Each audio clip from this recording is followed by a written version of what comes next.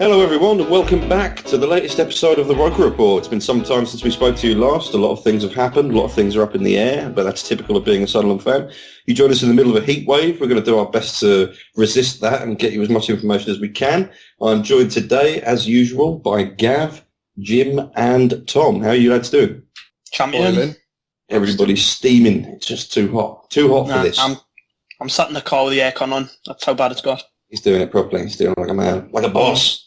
Right, so yeah, as we stand right now, a lot of really dodgy things have happened actually, because we were expecting a new manager to come in and pretty much nailed on Derek McInnes. Turns out that didn't really happen. We'll talk more about that later, but first I'm going to pass you over to Tom, who has some information about the potential investors, because supposedly there's going to be a takeover of the club. Tom knows a little bit about it, so fire away, Tom. What are we looking at? What can we expect? It's a really interesting situation we're in right now. There's two parties have been linked with having a very concrete interest in purchasing the club from Ellis Short. We'll look at them both in just a second. But what's really interesting is the fact that we have sort of two parties pitted against each other at this moment in time. They've both lowballed Ellis Short to begin with. He wants somewhere around 100 million for the club. Apparently they've offered somewhere around 50. So obviously room to manoeuvre, and they're not just going to jump in and agree a fee, so we can't expect that. But the first is this German consortium, labelled as Deutsche Finance Group. Speculation as to whether that's the same group that Stefan Schwarz, ex-player of Sunderland of course, was sort of bringing to the club and sort of, you know, giving them a little inroad into dealings with Ellis Short. We're unsure about that. There's rumours that they come from the same financial world as Short, which is an interesting thing to note. Will they be of a similar mould to him if that's the case? Who knows? It's all speculation. I really want to spend a little bit of time though talking about the group today, Fulwell 73, who've apparently been sort of linked with an interest. They're basically a group of TV executives who are Sunderland fans, and they aren't by any means the richest blokes in the world individually, but apparently they're heading up a consortium, or they're trying to get together a consortium that is interested in purchasing the club from Short.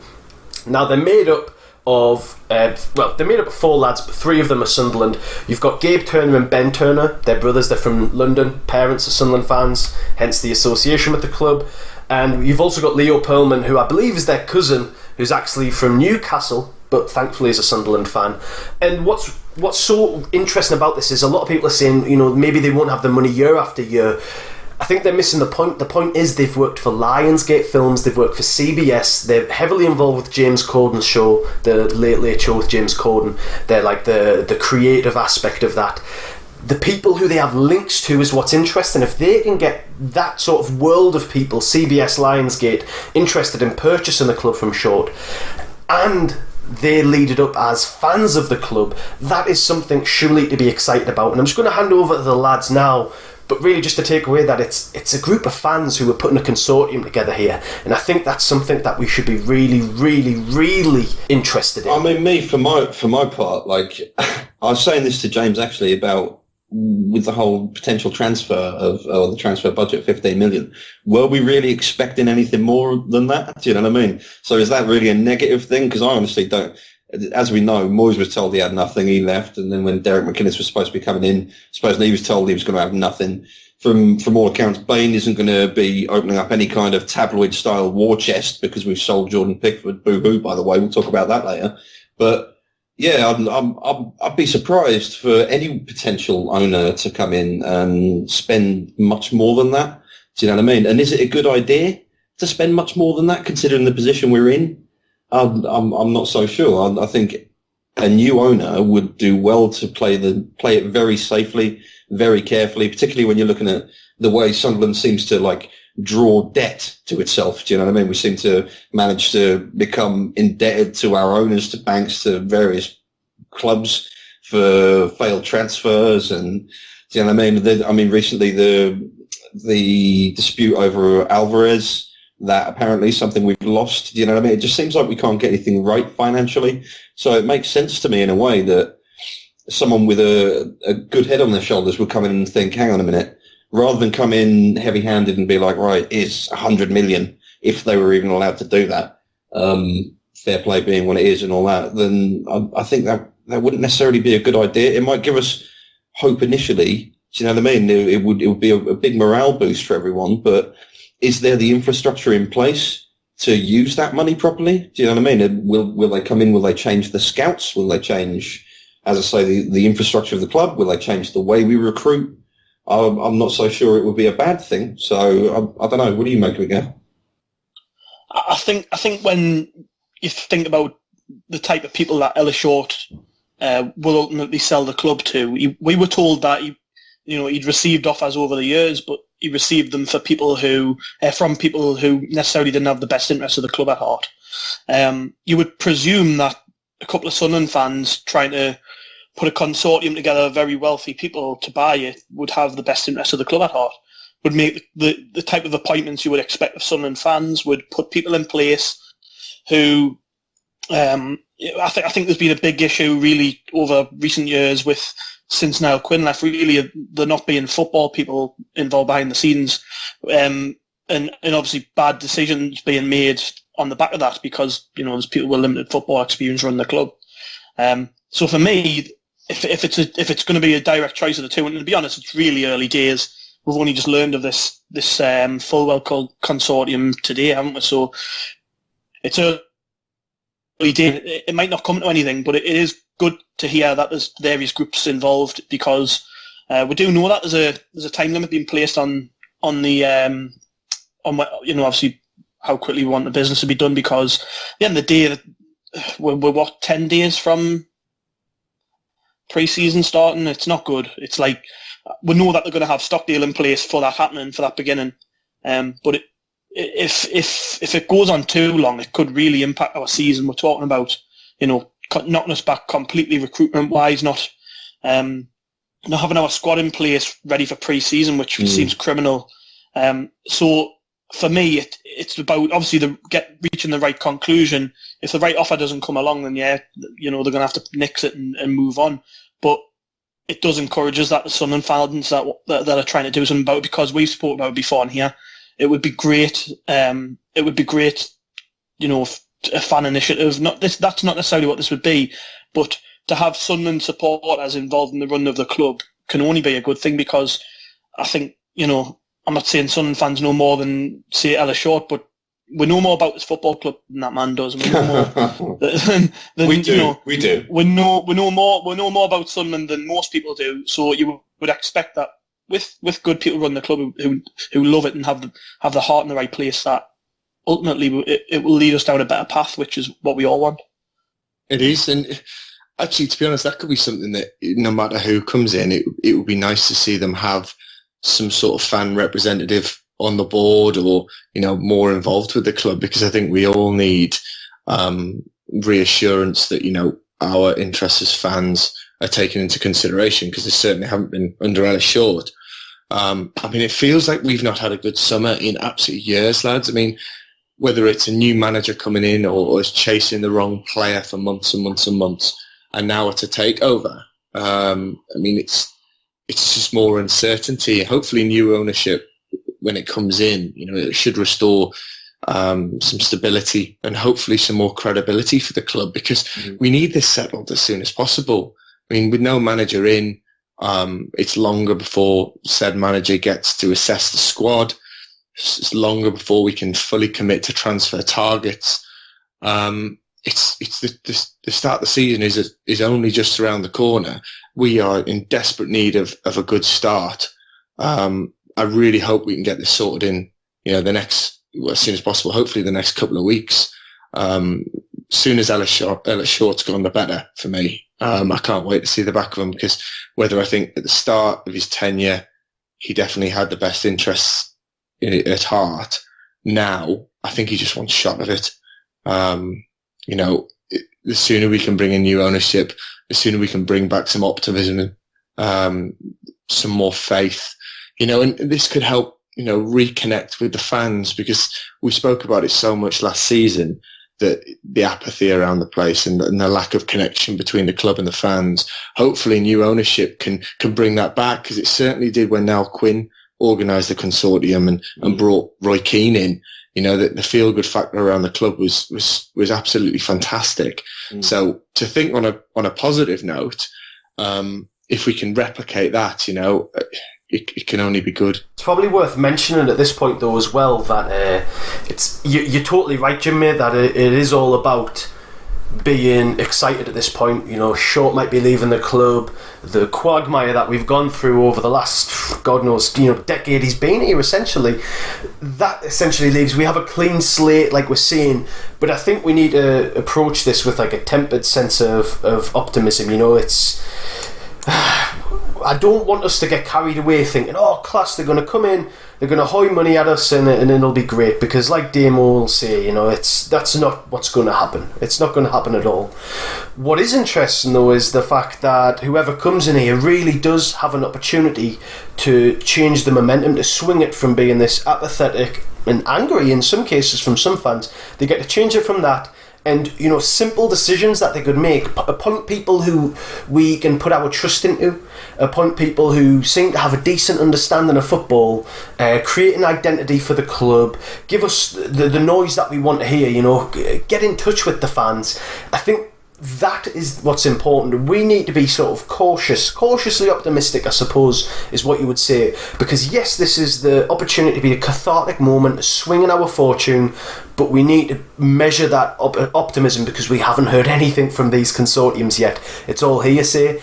And I really want to get carried away, and I want to be over the moon, and I'll be the first person out there with a little party hat and a crack where I'll be drinking out in the streets when Ellis Short goes, because as much as the bloke's tried, he's got this absolutely catastrophically wrong. But like I say, we need to be cautious when it comes to whoever gets appointed, because who's to say this German consortium, if they get it, who's to say that they're going to be any better than Ellis Short? There's talks that they're going to offer less than the £15 million that Ellis Short says is available for transfers this summer. And I just don't want fans to, and I guess this is sort of like a plea for me, really. I don't want fans to get too ahead of themselves thinking everything's going to change for the better. Because with no guarantee and no communication from these parties who are interested, we can't really form an opinion. We can be cautiously optimistic, like I'm saying, that hopefully they get things right and they turn it around. But at the same time, we really need to keep our feet firmly rooted to the ground here. We need to be very, very sensible, and we need to keep up that level of scrutiny, I suppose. We've been very, I wouldn't say harsh because it's deserved, but we've given Ellis Short and Co a real rough time of it, deservedly so. And I think until we hear something from these new consortiums, if one of them comes in or whatever, I don't even know if they're allowed to communicate with the fans at this point, but until we hear something, until there's like engagement with the fans, I would just warn people of being too excited, because you just never know in these situations, you know what I mean? It's just not a foregone conclusion. Tempered optimism. Yeah, basically. Couldn't it ever get any higher than tempered optimism as a Sunderland fan, I wonder? No, the interesting thing, like when we're talking about, it's been repeated quite a lot, actually. We've heard it from different sources, now we're hearing it in the media, but we've heard it before privately, that Ellis Short has the best interests of the club at heart. Now, obviously, a lot of us doubted that for a long time, but particularly when it comes to the sale of the club, like that Ellis won't be prepared to sell until he figures out, or he finds out that whoever's going to take over has the best interests of the club at heart. Is that not just so much lip service, though? Do you know what I mean? Because you've got to bear in mind how much money we owe Ellis Short. I mean, and he's a very wealthy man. Don't get me wrong. I'm not going to say that he should be losing money. I mean, for a start, you shouldn't get into this business. You shouldn't get into the business of owning a football club if you want to make profit. Everyone will tell you that, unless you talk about one of the big teams, which, of course, would cost you well into the billions, do you know what I mean, in total running costs, purchase cost, all that thing. But this is something we hear a lot. Ellis Short, he will only sell to the right person. First of all, how does Ellis Short know who the right person is? Because he's consistently ballsed up the club since he took over. So I'm not most money. Exactly. That's what I'm getting at. It's like, we have to bear in mind as well when we entrust this to Ellis Short, when we say, oh well, he's doing it just to specifically help us. He's doing it because he wants it. I don't know. He wants it to be in keeping with what? The spirit of Sunderland, the region, the fans. He doesn't know what any of those things are. Do you know what I mean? And that, if he did, we wouldn't be in this situation in the first place. If he understood the club, if he could relate to the fans, we wouldn't be where we are now. So the idea that that he's somehow looking for someone who's like, oh, all I want is the best for Sunderland, I don't see that as being a real thing. In fact, I think recent sales and things like that, and the recent activity from the club, it seems to me like he's just hanging, as you just said, James, like he's just hanging on. Bearing in mind, we do owe him a lot of money. So if someone was to come in and say, let's say the club's valued, I think the last time I checked, it was valued at about 100 to 120 million, something like that, to buy the club outright. But when you consider that we still have like 130 million plus of debt, and nearly half of that is to Ellis Short, is to our owner, our generous owner, who lends us money and says, oh, don't worry about it, until it comes to the point where he's like, actually, no, fuck it, I want my money back. It's like, I don't see where this idea that he's got our best interests at heart, do you know what I mean? And as I say, if he did, I don't think he knows what they are. So... Sorry for jumping in here, Damo, but probably worth mentioning as well for fans that don't know. Indeed. Financial Times said this week Ellis Short just raised $2 billion of investment for his financial group to go and invest this summer. You know, it's mental. You and I discussed it before anyway. You mentioned certainly that just because he's raised $2 billion, it isn't necessarily his money to play with or anything like that. But at the same time, he has that capacity. He has those contacts. Do you know what I mean? And that's what he does. He has the ability to get together a group of. So if Ellis Short has Sunderland, let's keep with this train of thought. If Ellis Short has that. Our best interest, club's best interests at heart, and the best interests of the fans at heart, and he can raise that sort of money. I mean, I suppose it's a little bit different because you're talking about something which is obviously very profitable to him. Do you know what I mean? Like distressed assets. He's going to be buying up property. He's going to be reselling it. So that's an instant turnover. So it's easy to see why or how he would be able to say to somebody, look, I need a bit of money to do this, this and that. But yeah, it's a perfectly valid worry, to be honest, that he's capable of, I think, investing this money, of drumming up this interest, but none of it really comes towards us. And we've heard a lot about Ellis Short. Oh, he cares for the club. He's putting his own money into it. Do you know what I mean? Consistently, year after year. He said it himself in the statement. Year after year, I put money into the club and I don't get anything back. But it's this, you will never be able to escape the fact that, yeah, but you want that money back. Do you know what I mean? It's like people often say, don't they? You don't mix friends and money. You know what I mean? If you never lend your friends money, you give them money. You never lend your family money, you give them money, because you don't want to be in a situation where you're demanding it back and the relationship breaks down. But that's exactly what we've got with Ellis Short. He's turning around, he's taking this credit for providing relatively small sums when you consider the football world and how much money he actually has. And at the same time, it will always be demanded back from him. So that is my chief concern, that this whole interests of the club thing is just a way to excuse and justify the fact that he's taking so long, because he's obviously spoken to some potential investors and he said, well, when can I have my money back? Do you know what I mean? Because that's what he does. That's what he is. And that's what we forget sometimes. He's in it to make money. And whether he thought Sunderland was some sort of sleeping giant that he could easily make a turnover from, I don't know. But I'm certainly concerned that it isn't about us and it isn't about being good to the fans. No, you're spot on, because when it comes down to it, it is lip service. And at the end of the day, if Ellis Short's faced with the choice of to do the right thing by Sunderland Football Club, if a potential buyer comes along and they don't offer enough money, if it comes down to it and he could do the right thing by the club that he supposedly cares about and sell it to them, or will he cling on for as much money as possible to improve his bottom line? It's always going to be the latter. He's always going to care about the money before he will our club. It's just, I have no doubt in that, unfortunately. Exactly. And taking that into account, then whoever comes in obviously has to be a person or a group that meets those specifications, his secret specifications, let's call them, in this little conspiracy discussion. Then the people who care for Sunderland and who have the club's best interests at heart are the people who can pay him the most money, pay off his debt as quickly as possible, or rather our debt to him as quickly as possible. And then that would make sense in a way if we were looking at a very small amount of money to spend, because so much money would be spent up front in order to purchase the club from him. Do you know what I mean? So it's like 6 and 2 3s really, I suppose.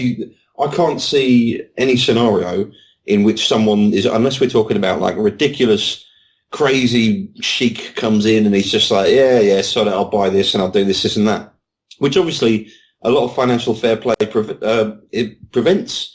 There are things put in place now so that you can't necessarily have a great boom at a club like Manchester City saw, for example. That's not really possible anymore. I mean, yeah, you can have someone come in with a lot more expendable income, and that's something we could potentially benefit from. But as I say, yeah, it's not a situation that fills me with joy, and it would be understandable then that the first person he sells to is the one who says, right, look, I'll pay you your 68 million, I'll pay you 30 million of it now, and you know what I mean, 38 million of it next year or something like that. So I agree with Tom. It's something that we should be. Well, in fact, in a way, I think we should be far more pessimistic than he's saying. Because if you do boil it all down to that, do you know what I mean? Yes, you would have the morale boost and things like that, but we aren't going to see. There is no scenario in which a takeover of Sunderland happens and there's suddenly a lot of money to play with, because it just doesn't make sense. It doesn't make sense financially. You know what I mean? It doesn't make sense that he would be able to sell it, because that would essentially make the club. It's more than doubling the club's worth to him. If he owes this money in debt to banks and the money is owed to him too, he's not willing to let go of this money. I mean, you can't really blame him. Fair enough. Might have been his balls up in the first place, but we still owe him the money. It's still his money. That is what it is. So I think there are many reasons to be potentially pessimistic about the whole thing. Don't get me wrong. It's ideal that it would be sold. Do you know what I mean? We certainly want short out, but I think we envision something that would, for a start, be a lot less secretive. Like as Tom said earlier, there's been no engagement with the fans. This is a mystery person. It's a mystery box, isn't it?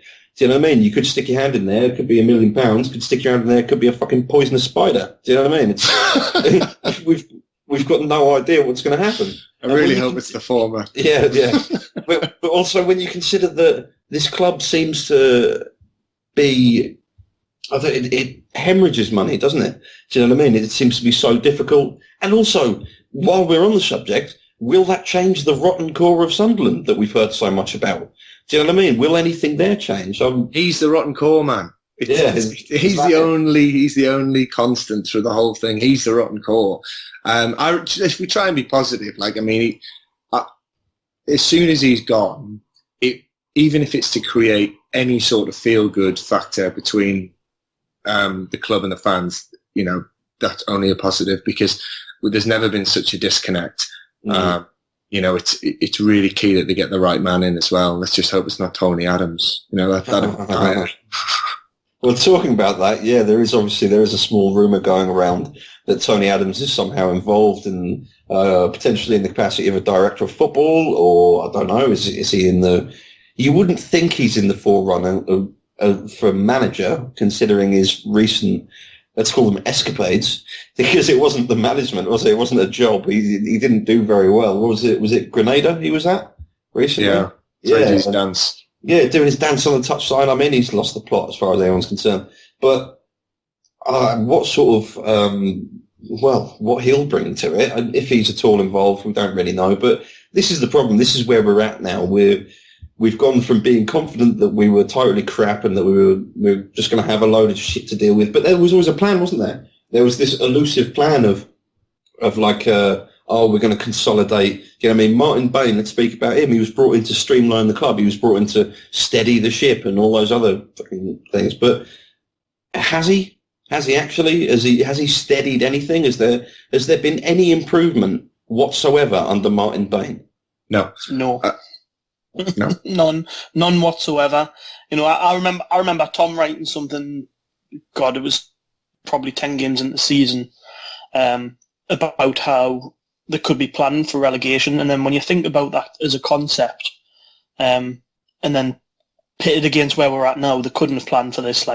It's just so bad, isn't it? This is far worse than anyone could have envisioned, maybe a year ago even, and you have to look at Bain, and by all accounts, he's the one taking over the running of the club.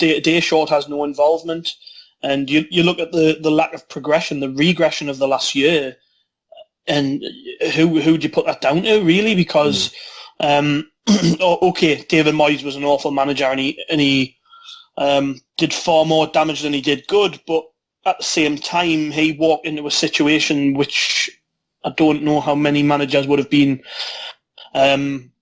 one, will to take it on, and two, I'm not sure whether the working relationship with Bain is maybe a big contributing factor to where we're at. Because you look at us now. We're heading into the Championship with a threadbare squad, a lot of players who aren't sure whether they're coming or going through contract issues. We don't have a manager because of this alleged takeover, although I don't think it would be too difficult to find a manager. It's just the case of getting the right one, isn't it? And, you add all of that together and you think, who's overseeing this mess, really? Because short, if he has handed off control of the club to Martin Bain, he can wash his hands of this mess once he's walking away. Martin Bain's the one he's the fall guy, and he's been appointed to just be just to take the rap effectively for what's been an awful period. It's a culmination of probably 6 years of utter disdain at the club. So yeah, Martin Bain for me is a big problem. Obviously, any potential takeover of this club would see the back of him, hopefully, which I guess when we were talking earlier about don't get your hopes up too much, and that potential takeovers could see us worse off. But I just think that it can't get much worse than this, and people like Bain don't need to be anywhere near this football club. We were warned by Rangers fans just what he was like. I bought into his bullshit originally. I thought this was going to be the guy to come in and streamline the club, but for me, you can't quantify his tenure as Sunderland CEO as anything other than a complete disaster, and that's when you're marking it against people like Margaret Byrne, who he superseded. It's just been god awful, and we can't move forward as a football club with them two still at the top of the tree, as far as I'm concerned. We only go further backwards. I like you, mate. I bought into all this crap. I mean, Callum said it well earlier in the season. He again hit the nail on the head where he said that, he's just a salesman and he's selling us the dream, and I bought it all. I mean, the bloke's meant to have football experience, but I think that's absolute bollocks because Derek McInnes, that whole thing went tits up because we're in the middle of a takeover. Then why was he approached? If Martin Bain has any idea, why would any credible manager take the job with this much uncertainty around the club? I just think he's rubbish. Everything he seems to do just seems to be half-arsed, and I don't think it's as well thought out as we'd hoped he would be. I mean, I actually don't know too much about his reign at Rangers, but I mean, is it as bad as what it's been here? Because how is the bloke still getting jobs is beyond me. Well, it seems to me that the only thing he's managed to successfully do is make redundancies at a very low level within the club. Do you know what I mean? Not to mention he's overseen some let's say inflated transfer fees, some transfers that carry a lot of money behind them, things you wouldn't have expected, like. Obviously, Patrick Van Aanholt went for 14 million, which was like nearly 5 times what we bought him for.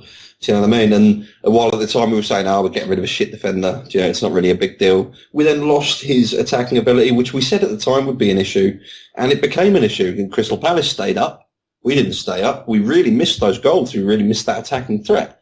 Do you know what I mean? Replaced by Brian Oviedo. It just seems to me that he was brought in as an axe man, wasn't he? That was his job. He was brought in to make sure that the club stopped hemorrhaging money. But while it was sold to us as fans that the idea or the reasoning and how he would manage to do that was, he'll improve the recruitment process, he'll be a better negotiator. Do you know what I mean? Well, it's not really so much that. It's more like he's selling off our assets and there's no one to replace them with. He's looked at this job and he's thought, I know how you can make some money. You've got 4 or 5 players that are worth cash, sell them.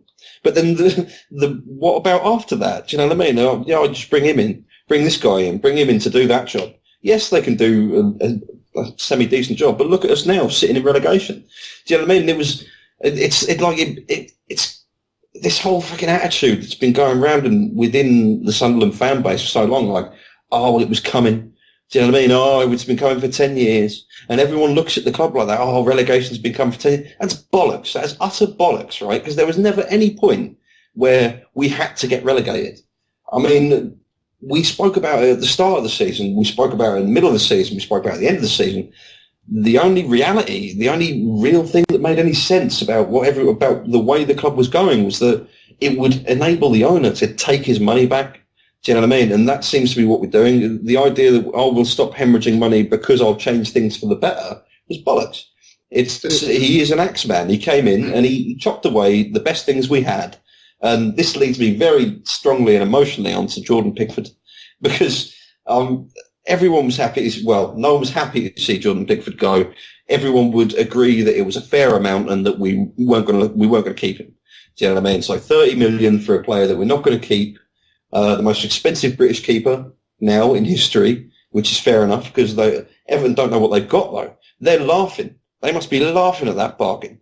Do you know what I mean? We snatched their hands off for that. And I look at that now and I think back to when we were so desperate to keep Kone. And what was the point?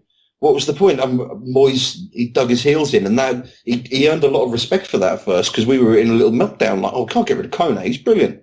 And he dug his heels in and he said, no, this is your club, you're contractually obliged to stay here, I'm not letting anyone talk at you, I'm not letting you go. Now we're hearing that he's going to be sold off like a knockdown price to someone like West Ham. West Brom for 8 million or something. Oh my God, it just gets worse and worse and worse. This whole thing with Jordan Pickford winds me up so much. I wrote an article about it. Winds me up so much because we are not going to see that money. Do you know what I mean? And this concept that playing in the Championship for a year would somehow be detrimental to Jordan Pickford's career is utter bullshit. And I'm sick of hearing it. It wouldn't be detrimental to his career. He would still get picked. There are 2-3 examples in the last 2-3 years alone of Championship keepers being selected for the international job. It's as simple as that. Do you know what I mean? There was nothing. And apart from the fact that he plied a lot of his trade in the Championship, he would be perfect for it. He loves the club. He's a Mackham. Do you know what I mean? It's Jordan Pickford. It's all just, it's a mess. And we had this discussion amongst ourselves, like as writers, like, well, it wasn't, do we think he was given any choice to say, to stay? Do you know what I mean? But did it? No chance. Exactly. He wasn't given a choice because Martin Bain didn't see him as one of our best keepers, one of our best assets. Didn't see him as a stepping stone towards the greatness that we look to achieve as a football club, which he was. Because you should build a team around players like that. You shouldn't be fucking selling them. I don't care who says it. And we are not going to see that money. Transfers aren't even done in such a fashion that we suddenly have 30 million in the bank that we can fucking play with. Yes, the shitty tabloid newspapers will come out and say, oh, Pickford war chest. But it's just a load of noise because it's not true. Transfers aren't done like that. It will be done in increments. It will be done over the course of 4 or 5 years, something like that. He might have a sell-on clause as well, potentially. I don't know. We don't know the details of it. But the reality is, at best, we were going to see about 4, 5, maybe 6 million from Everton for him up front. And what were we going to do with that? We're not going to do nothing because that goes straight towards paying back Ellis Short, who now, coincidentally, is about to leave, sells our best asset, and then fucking packs his bags and leaves. It drives me insane. It drives me mad. And everyone's wishing Jordan Pickford luck. Don't get me wrong, right? He might not have had the opportunity to... It might have been difficult. He might have been... I don't know, just forced into it, they say. But you can't really force him because he had a contract to keep him at the club. Do you know, if he wanted to, he could have dug his heels in and said, you know what, this is my club. We've gone down into the Championship. I'm not having it. We don't belong in the Championship. I'm going to stay and fight for my place. No, it will not affect my future career. He's 23 years old, isn't he? Going on 24. What's that? It's a very young age for a keeper anyway. He would not have depreciated in value. He would have gone up in value. There is absolutely no logical sense to selling Jordan Pickford. Doesn't make any sense. Do you know what I mean? It just boggles my mind that happened. And I think... I would financially... Well, yeah, financially in the sense that you could just take the money and run, though, but financially it didn't make any sense for it to benefit us as a club, did it? Well, a bit, though. We sold him and we sold Henderson. 60 million combined. Investors are going to look at that and they're going to say, I'd be interested in taking over that club. Do you know what I mean? It's just one of those... But how often does that come round? Do you know what I mean? It's literally... It's right that you mentioned Henderson as well, because there's only 2. Name me the one before that. When was the last time before that when we made a load of money off a youth product? We rarely do. We don't have an academy system set up. 3 million. It's not a lot, but it is. Well, it is though, isn't it? In a way, because he's come through the system and made money from a player. But you're right, there isn't a great turnover of quality players going out the door. But I guess that's kind of what they're hoping to hit at in the future, regardless that sort of attitude, though, this is my point, that sort of attitude is exactly what keeps us in the cheap seats. This attitude that we can just, do you know what I mean, with some sort of occasional feeder club to Merseyside for some reason, of all places. Do you know what I mean? That's where we send our products. Like, they don't get further than Merseyside. That's about as far south as they'll be able to travel. It just, it drives me completely insane. Every team, we've said it before, every team should be built around strength. You cannot sell your best players and expect to be a good team. And the idea, it's like, for example, look at Everton, look at the players they're bringing in now on top of Jordan Pickford. Got some fantastic players coming in. And that's how you build good teams. You buy great players, you spend the money you've got to spend, you buy great players and you do it. If you haven't got the money to go out, like Everton have done recently in the transfer market, and just pick up 30 million here, 30 million there for each player, you have to focus on what you have got. So instead of having 10 assets on the pitch, we have one. Let's face it, we have one or two. I mean, now, arguably, our best player is Didier Ndong, who's been here for what? Do you know what I mean? A year?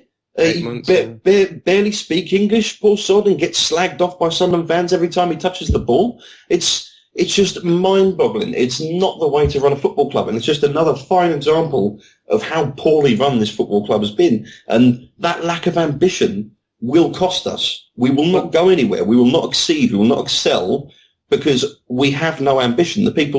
So anyone that does come in to potentially buy the club has to be, they have to think bigger than that. They have to look at a player like Jordan Pickford. If we're lucky enough to get another player like him anytime soon, which I personally don't think we will, unless there are massive changes made to the scouting and recruitment system, if we were lucky enough to get a player like that, they need to look at him as a building stone. Do you know what I mean? It needs to be a building block for something better. On every level as well, Damo, because I can imagine a lot of potential players out there, if we approach them, they probably won't take us as seriously as they should do. For us to become a club that, people take seriously and actually think, oh shit, they want to do something, you can't sell your best players. You shouldn't, because otherwise you do become a team that will consistently struggle. If you look at Leicester, sorry to cut you off, but for what you're saying, you look at Leicester and what happened when Conte went. Do you know what I mean? They sold their best player and thought, oh well, we'll be able to use that money to bring in a couple of other players. They can't replicate it. And so what happened to Leicester? They didn't meet expectations. So you've got legions of these plastic fake fans around the world who are like, oh, I support Leicester. Yeah, I live in Japan. I've supported Leicester all my life. Bollocks have it. But you've got all of these people now who have been tricked and fooled into this. It's just a lie, isn't it? They will not achieve anything. But if they'd kept their best players, don't be wrong, obviously it depends. You can't, if someone's head's turned, do you know what I mean? You can't do it. But nobody tell me that Jordan Pickford's been sitting there for the last couple of years going, oh yeah, I can't wait till I go to Everton. Do you know what I mean? He hasn't. He shouldn't have given a shit. And, someone else take over for me because I'm just angry. Too angry. Too angry about it. But yeah, like you say though, it's positive though that we're bringing through players like Pickford and like Henderson, and like I said earlier on, people are going to like that. People who want to buy into the club are going to like that, and ultimately, like it or not, we're going to have to sell that calibre of player. We're able to take local lads, bring them into the club, and sell them on at a profit. And for me, that's just something. That's a regional catchment thing, though, isn't it? That isn't us. That's the fact that we have such a large area covered by our scouting system. So inevitably, in an area that's obsessed with football, you will get quality players like that. Yeah, Nate, you're right. It is the catchment area, and we want to be really grateful for the fact that we're in a location where we can bring young players in, and they're going to do well. But I'm sorry, like, for Sunderland fans need to temper their expectations here. If we can cultivate players and sell them, for profit, if we're able to take that money and we're able to, let's say it's the 30 million and we don't end up just blowing it or spunking it on loans like we're going to do with the Pickford money, as you've already said, mate, we're able to take it and we're able to reinvest in aspiring good young players, then that's got to be a positive. That's something that we can take out of sales of star local players, and be happy about. We're just not in the position right now. I totally agree with what you're saying. We're just not in the position right now to be able to hold on to these quality young players. And if eventually we can get to the position where, 10 years time, whatever, where we can hold on to all this local grown talent and make our own team of leaders from the local area who want to perform for the badge, wonderful. but it's going to take a long time to get there, which is why, personally, I think we need to invest not only in a new manager, but whoever comes in, whether it's Short, please God no, or it's one of the investment groups who takes over. We need to invest in someone who can help the manager create an identity for the club. Let's look back to Peter Reid. Peter Reid really created a system that was purely his doing. You know, he had an identity, a style. We played wide, we played fast, we played direct, we had little and large up front. You know, we actually went and we brought in players like Kevin Phillips, who were nobodies at the time, and we were able to give them a boost up. And we need to imitate something like that now, where we can go use the money from the sales of like Pickford or Henderson, or get to a point where we use that money and we start to reinvest it into the club. And we're, at this moment in time, we're going to have to go that Reid model. We're going to have to bring somebody in, whether it's a director of football or whatever. We're going to have to bring somebody in to help supplement the manager, to create an identity that we can buy into, and that we can use the money from the sales of our better players to actually get us into a position where we can create a team that is capable not just of short-term success but long-term. And then once we get back into the Premier League, then we can look to hang on to these players. And I just think right now that the sales of Pickford and Henderson, Pickford especially right now, it kind of has to be done, unfortunately. And like I say, I think one thing we've lacked massively for the last 10 years is an identity, and that's the first thing the club need to do.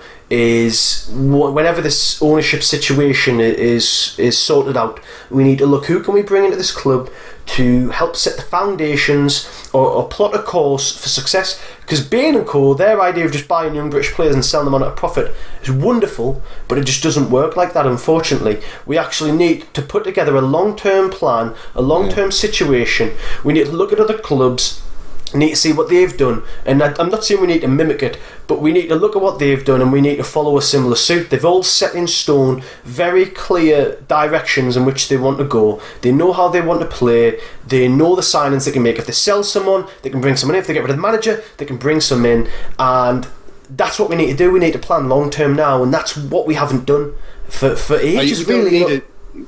Sorry, mate. I was going to say, we don't need a Swansea model. We don't need a Southampton model. We don't need one of these bloody models. Like, every year it changes, doesn't it, boys? There's a fashion every year. It was Swansea 4 years ago. It was Southampton. Now it was Leicester. Then they got their head director of football, a head chief scout post. We don't need any of their models. We need our model. And that can only be done by a thorough investigation of what the bloody hell's gone wrong in the last 6 years. And the thing is, we're not put at ease as fans because we're not told that these things are happening. We're like, as Damo said in the past, we're fed lip service that, you know, they want to make us a great club again, or whatever it will be. But I want to hear something logical that says, look, actually, you know, we're looking at exactly what went wrong, because it might turn out that actually something like the Defanti model, we'll call it that, the Udinese model, was actually the right thing for our club. But as Tom said, we just appointed the wrong people. You know, as fans, we don't know any of this because we're not bloody told. Martin Bain tells us nothing.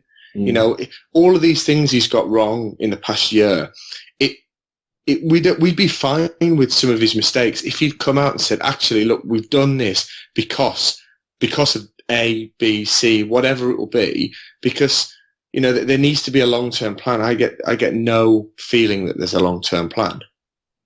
I don't think there has been a long-term plan for a while. I agree with you there. It's been pretty obvious that there's not even a short-term plan, really. Do you know what I mean? It was always papering over the cracks. So it's talking, just briefly staying on Pickford for a second. We'll move on in a moment. But James Henson, he made a very good and apt quote for this, was, it's like taking a payday loan to buy a packet of crisps. And that's exactly what it was like with Jordan Pickford. It's like, oh, well, I need this right now. So do you know what I mean? Like going to the property and asking for $1,000, and it's just like you'll be paying it back forever. You will never accomplish anything with that money. We're typically depressive as Sunderland fans, aren't we? I suppose it's inevitable, really, because of the way things are going. But to move briefly on now, because we haven't got long, and we do love to talk to you, but it's bloody hot. The reality of it is, it really is. There's sweat dripping through my eyes. It's difficult. No. With management, we'll talk briefly about Derek McInnes and whatever that was. Do you know what I mean? Like, obviously there was this big build-up The odds have been changing rapidly. There's been a lot of rumours flying about, a lot of them from the local rags who, quite frankly, don't know what they're talking about and steal their work from other harder working writers who don't actually get paid the amount of money they get, but whatever. Chronicle. Yeah, it's the reality of it is that we had this opportunity. It got to the point where we were all getting excited, weren't we? Do you know what I mean? We're looking up. Oh well, who is this? Who is this bloke? Who is Derek McInnes then? I mean, it's not the big name manager. Do you know what I mean? 'Cause we've tried that. It might have been the wrong big name manager because Moyes was obviously useless, and we should have known that when we looked at him. Everyone told us he was, and we didn't listen. But looking at someone like Derek McInnes, well, how does he play? Do you know what I mean? What sort of attitude does he have? And we were becoming excited just by. I mean, Gav will tell you, like he was looking up YouTube videos to look for Derek McInnes interviews to see how he interacts with the fans. Now, how sad is that? Do you know what I mean? She has me. But how sad is that? Stick the knife in. I am a sad twat. What does it say though about us as Sunderland fans that when we get this potential manager coming in, one of the first things we do is rush to see what he's like, just talking to people on camera. Do you know what I mean? How much have we suffered from the dourness of David Moyes and that? How much have we been broken by these people when it's like one of the first things that matters to us is, well, shit, can he hold a press conference without everyone wanting to top themselves? Do you know what I mean? It's a tragic state of affairs. And for it then to be taken almost so cruelly away. So we're getting excited about this bloke who actually knows how to engage with his fans, knows how to keep expectations realistic but not destroy them. Do you know what I mean? Knows how to talk to his team and big them up while not fucking telling them they're absolutely fucking shite, you know what I mean, when they wake up in the morning. Oh, you could just call them up like, oh, you're right, mate, yeah, it's the gaffer, you shit, remember that, and then hanging up the phone. That's what David Moyes might as well have been doing because he was just absolutely, utterly useless. So the idea that we would get this manager in who'd be able to talk to people and he'd had some sort of plan was fantastic. And then it was so cruelly taken away. I mean, obviously we weren't completely worked up about Derek McInnes, but we didn't have the chance to be. That's the tragic thing there. We didn't have the opportunity to really get excited because then all of a sudden, oh well, and then you get the lip service, the horrible, ridiculously dull and obvious statement from Bain. Oh, we're doing this, we're working hard, we're working to a time limit. Don't worry, we've got your best interests at heart. You just haven't.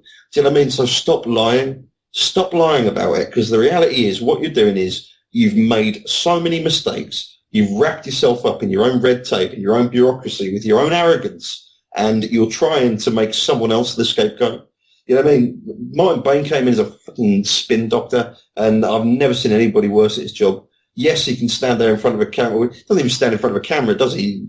He gets somebody a little scribe to scribble down half the things he says and then send it to us, and we should be thankful, you know what I mean? Like, we should be grateful that we're getting scraps of emotive crap tossed over his shoulder and we should just nibble them up. It's pathetic, mate. And the way so when it comes to actual managers, what are we looking at now? What can we expect? Don't worry, Demo. With Simon Grayson's odds on trade. Oh, yeah. So.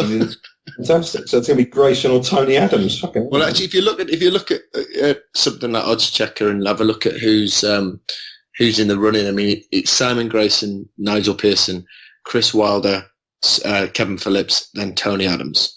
And then the outsiders, you've got Ryan Giggs, Paul Lambert, Neil Lennon, Stuart McCall. So it's an illustrious list. Not many of them really fill me with much optimism. I mean, I'd love to see Super Kev have some involvement with the club. You know, it'd be great to have him, even if whoever we bring in, if you could bring him in as an assistant, you know, because it would be great to have, you know, someone who already has a connection with the fans in the dugout. But out of all those names that are there, I really, none of them like jump out at me and, you know, make me feel optimistic. I mean, there was rumours of Aitor Karanka earlier on in the summer as well. I mean, he did a decent enough job at Borough, I guess, but his football was dour, and he also chucked his toys out of his pram a fair few times. But But I don't know what you think, lads, but none of those at the moment scream out at me as someone who is going to make me feel optimistic. They need to be looking further afield than the usual names. They need to, they need to be picking a Marco Silva from abroad, or, a Wagner or someone like that. They need to find someone who isn't on the usual managerial merry-go-round, and someone who inspires a bit more imagination. Mm.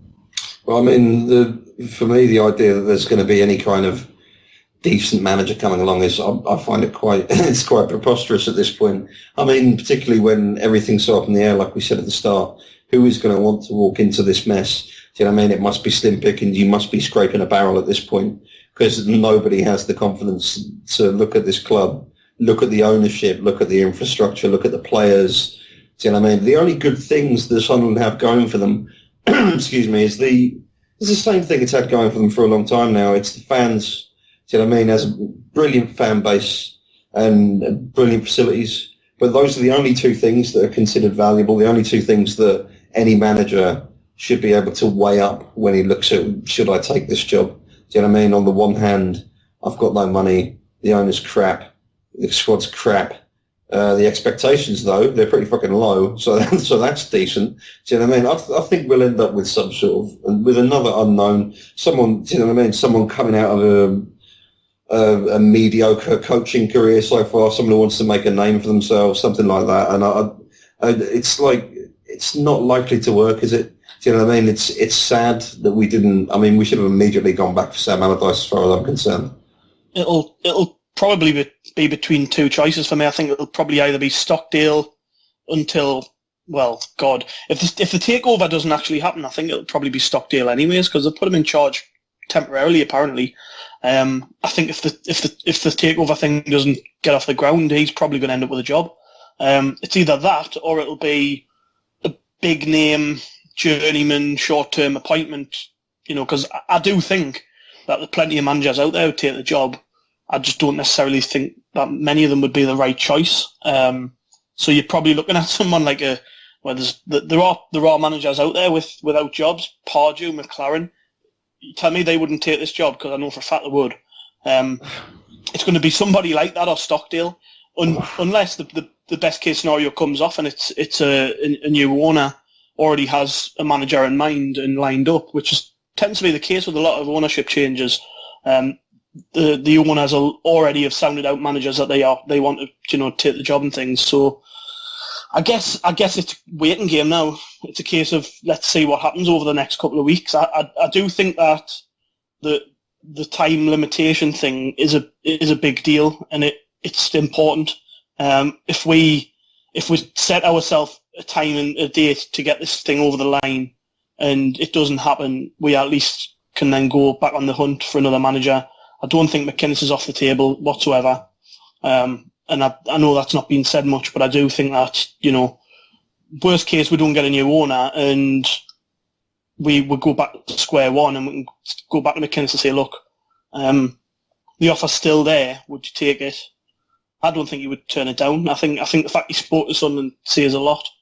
And I think the fact that you look at Aberdeen and, he's losing all of his best players there this summer.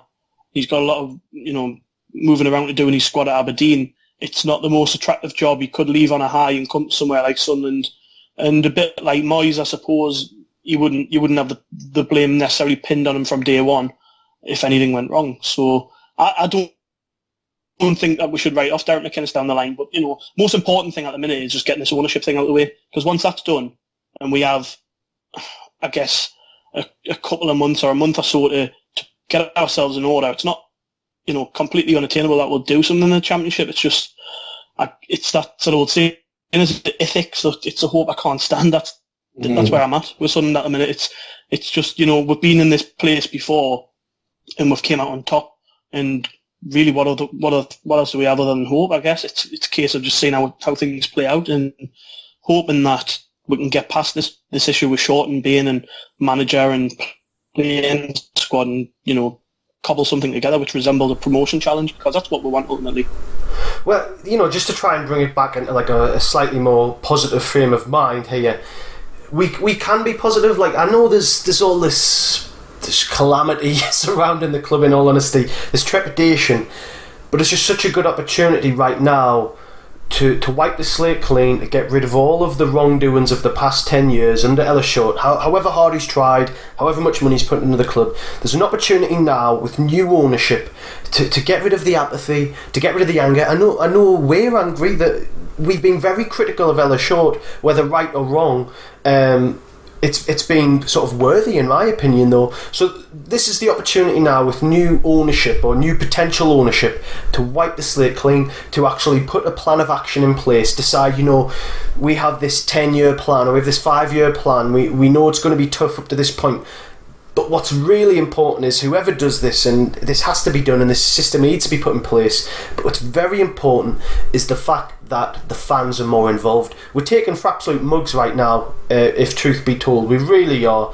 We're just kept out of the loop, and I bet you there's people in the ivory tower that is Sunderland AFC now saying, oh well, the fans, that doesn't really involve the fans. And you're quite right, it's a business and we know that we can't look at the innermost workings.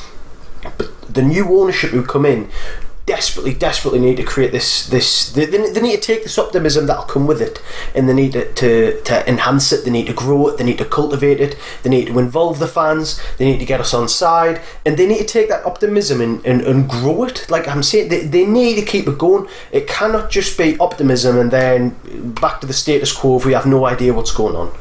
They need to get the fans involved from the offset. They need to communicate better to us on a more regular basis. We need to know what their avenues are. We need to know what their opportunities are, what they want to do, and once we start to get that, once we start to understand it, then that's when I think we'll see something positive emerge out of the club. No doubt about it that new ownership will be positive, but we can't just afford for it to end abruptly and go back to the status quo. Like I said, we desperately, we need to get this identity. We need to get the right men and women into the club who are going to take us forward. We need to foster a culture and identity of the club that not only is very obvious for the playing staff and the people at the club, but the fans need to buy into it. The fact, if you get the fans to buy into it, right, if you can get the fans to buy into whatever's being done at the club, everything going forward at that point will be great. But we need to be cautious at the same time. We need to be a little bit so basically stay as we are. Do you know what I mean? Like, be optimistic but then be realistic about it. Do you know what I mean? Be a Sunderland fan. Well, yeah, in a way stay as we are, but we can't just afford to keep this apathy and this negative energy at the club. That's what the new board, if we get the new owners, that's what they need to realise, is this apathy and this negativity and this argumentative nature, this bickering between the fans has been bred by the club. We haven't done it. The Roker Rapport hasn't done it. A Love Supreme hasn't done it. Wise Men Say podcast hasn't done it. The club have done it by keeping the fans away from what really matters, and that is decision-making processes. We've all heard the stories of Niall Quinn just popping into working men's clubs and pubs and just having a bit crack on with the patrons and asking what's going on, and just having his fingers on the pulse. Had nothing like that from Bain and Co. We really haven't. It's been beyond abysmal at times. But if the new ownership, or if Short stays, God forbid he does, but if he does, if they can get the fans back on side and the optimism, this club can go so far. The possibilities are endless, but we just need to be a little bit cautious in the time it takes. Absolutely. Wise words there. I mean, normally I would leave you with a final thought, but I think Tom pretty much nailed it. That is something that we have to look forward to. We can only look forward, can't we? It's all well and good to sit here and rant about how bad things are, how poor things have been for so long. But in reality, all we can do is look forward. All we can do is hope for the best. That would be my advice, as Tom says as well. Do you know what I mean? We know your support's going to keep coming. I think that's what makes it so painful. I mean, what we do here at Roker Rapport, we do it as a labour of love. We do it because we care for the fans, because we understand what it's like. And like Tom says, again, it means so much to so many people. It can make or break someone's week, whether Sunderland performs well or not. And a lot of clubs can say that. They have super fans, but in general, we seem to have the most of them. Do you know what I mean? We have the best people. And they don't deserve to be let down anymore. They deserve to be, and more importantly, they deserve to be spoken to. They deserve to be respected. They deserve to have their voices heard. And so if at any point you do hear someone saying to you, well, I'm not happy with it, or grumbling or whatever, and you don't like grumbling, well, just get over yourself. Because the reality is everyone's got a right to their opinion. Everyone's got a right to say, I'm not happy with this. I'm not happy with the way things are going. I want to make my voice heard in whatever way, and let them do it. Because at the end of the day, that's all you've got, isn't it, as a human?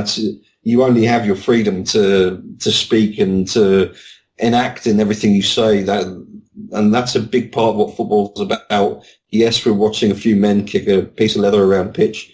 In reality, it's symbolic, isn't it? We get together as a collective, and it's our hopes, it's our dreams. We enjoy it together, we suffer together, and that's something to bear in mind. So yeah, with that in mind, that's about all we've got time for. Don't forget that you can subscribe to us on the Acast app. You can subscribe to us on iTunes. Please do go and check out rokerreport.com. You have some fantastic content there from some really passionate and brilliant writers. I would advise you to spend a good few days just perusing all of the excess stuff that we've got there, because it's brilliant. So we look forward to speaking to you again. Hopefully next time we chat to you, there'll be some great news. This is the Roker Report signing off.